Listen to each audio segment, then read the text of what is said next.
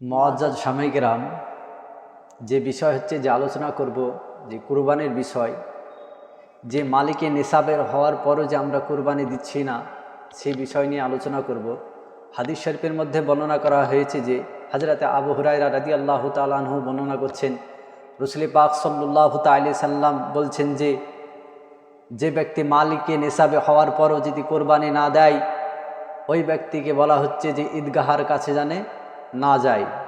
তাহলে মালিকে নেশাবে হওয়ার পরেও আমরা কুরবানি দিচ্ছি না, তাহলে রাসূল পাক সাল্লাল্লাহু আলাইহি সাল্লাম বলছেন যে ওই ব্যক্তি ঈদগাহার কাছে জানে না যায়। তাহলে কুরআনুল মাজিদের মধ্যে বর্ণনা করা হয়েছে 30 পারা সূরা কাউসার, ফাসল্লি লিরাব্বিকা ওয়ানহার, আল্লাহকে নিয়ে নামাজ পড়ো এবং কোরবানি করো। তাহলে আমরা মালিকে নেশাবে হওয়ার পরেও আজ আমরা কোরবানি করছি না মুসলমান, তাহলে দেখুন কোন যুগ আসছে। তাহলে টাকা থাকার পরেও আজ আমরা ওয়াজিব আদা করছি না, পয়সা থাকার পরেও আজ আমরা ওয়াজিব আদা করছি না মুসলমান, তাহলে আজ আমরা যে কোরবানি করছি এই কোরবানি প্রতিটা মুসলমানের প্রতি মালিকে নেশাবের প্রতি আমাদেরকে ওয়াজিব করা হয়েছে।